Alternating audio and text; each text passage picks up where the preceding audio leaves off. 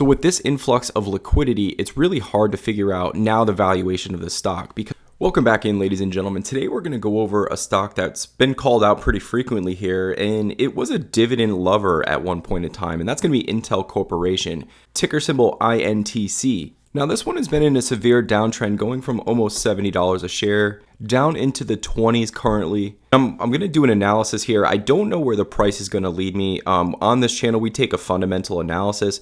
We try to take our emotions out of it and see if there's any sort of growth opportunities that the market is missing, and if it's a good entry point, putting a rate of return. So if you like that type of analysis, make sure you like and subscribe. We don't hype stocks on this channel. One of the first things I like to do is kind of check sentiment around the stock. And when I think about Intel, I think about a company that really missed an opportunity to invest in the future. They were the leader in chips. They were fat and happy, and competition has now picked up, and now they're falling behind. And so they're really missing a big cycle because of this. And so that's a big reason why we've seen the stock fall off. And now it's about management executing, but we're getting some government help here as well. So let's keep that in the back of our minds.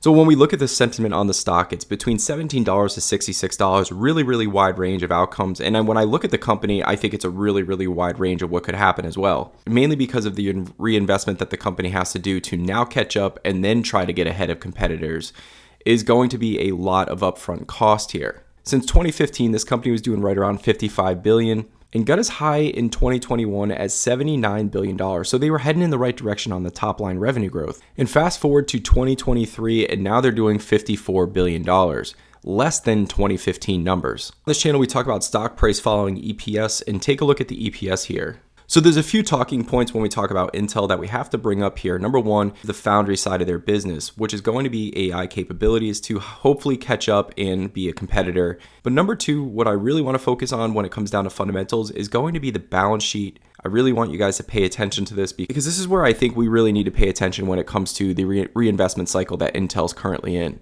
When we talk about these massive turnaround stories, whether we're talking about 3M, we're talking about Intel, these types of companies, it comes down to management. Pat Gelsinger hasn't really executed to the standard that investors would like to see. Let's just put it that way. But there definitely seems to be some opportunities here with Intel. But once again, I want to start a little backwards here with Intel because I do think this is all about capital expenditures and where their balance sheet lies right now.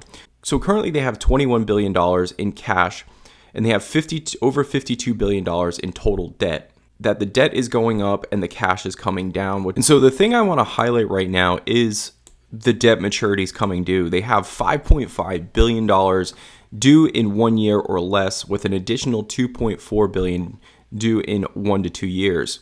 The 2 to 5 years of the $6.9 billion, I don't think is going to be a huge problem.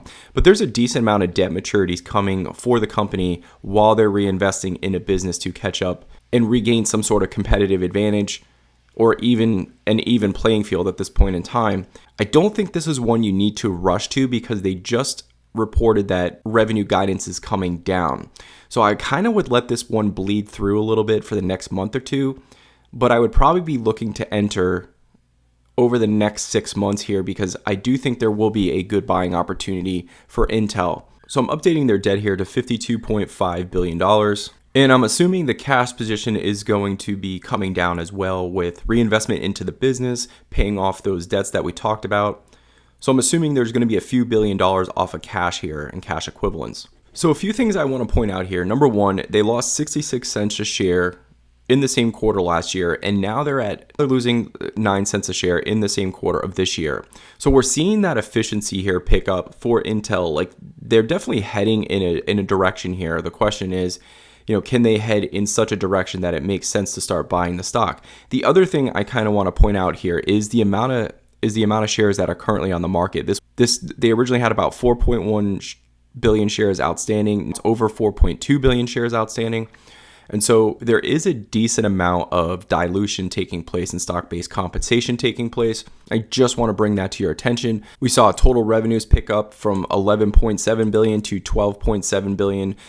$1 billion of revenue tick up here, which is roughly a 9% gain year over year. So there's some positives coming from Intel, but we have to understand that there is some negatives here. With over $20 billion on the balance sheet, I think they're going to be completely fine for the next few years. The biggest concern I have, as I stated, is the debt maturities coming. But the icing on the cake, or the opportunity for Intel, kind of the gift that was given to them that they really can't mess up here, is that the US Department of Commerce is now giving them $8.5 billion of direct funding, and they also have an $11 billion loans available under the CHIPS Act. So with this influx of liquidity, it's really hard to figure out now the valuation of the stock, because when I look at it without the valuation, around 20 to 25 bucks a share makes sense for Intel, but because they're getting this influx of essentially free money, this is a huge benefit for them to get this influx of liquidity for research development and getting back into the competitive field. And as we all know, this is also a security issue. Being too reliant on one company starts becoming dangerous. We can't look at Intel anymore as this mature company. This is a company that still has a pretty good balance sheet. When we look at the influx of capital that they've received from the government, has a tremendous opportunity here. The company's not completely dead. They're still able to basically get between 11 to 13 billion dollars every quarter. Now it becomes margin expansion, reacceleration of top line growth. These are the questions that we have to kind of look at here, making sure that the debt's under control.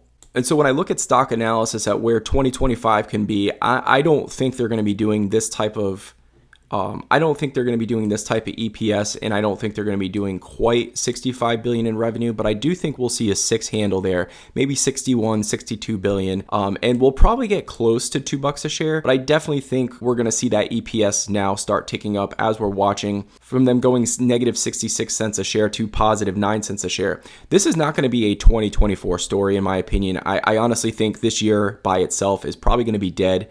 I think you have to really be looking at 2025 with the fabs up and running, government influx of stimulus coming through, taking care of some of those maturities. This is definitely a 2 to 5 year story before we get things on the right track. And it could be a bumpy story, and that's why I'm not so sure I'm going to use this analysis in my projections here. So I'm going to definitely err on a little bit more caution here. When I look at the EBITDA margins for Intel, I just don't think, with the competitive nature of chips, that we're going to see these margins ever again. Intel was kind of the king of the castle, and now it's definitely a more competitive landscape. So I'm thinking we're going to see closer to 20 to 25% EBITDA margins. I said by 2025, I think that they would be doing closer to 60 billion. So we're going to bump up the growth rate here to roughly 4%. And that gets us just under $60 billion, which I'm completely comfortable with here. As you can see, I have them doing 17% margins, which is about what they're doing now. 20% margins over the next 3 to 6 years, and then growing those margins. I'm okay ticking it up a few percentage points here, going closer to 28% margins. So when we look at a multiple of EBITDA, them trading at around 11 times versus sector median trading at 14, 15 times, I'm comfortable putting a 13 to 14 multiple on this stock. So we put a 14 multiple on this stock. We get an ideal price target, basically around $25 a share, which means we're pretty much heading into a buy zone right now. I get a future price target of 2032 around $53 a share. I think all of this makes a lot of sense. When we look at where the company's starting to head, they're starting to get that top line revenue growth. It's actually starting to get more efficient on the bottom line when we look at EPS as well.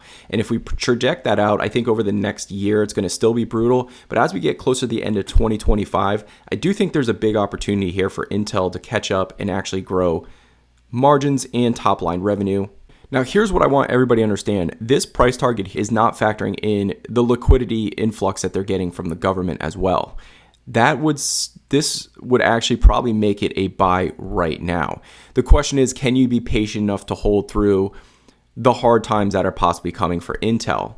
I don't think it's going to get any better over the next few months, but I do think that would be the buying opportunity. Anything around $26 and below, I think the risk versus reward is making a lot of sense because of the government backing, because the fundamentals are actually getting stronger here.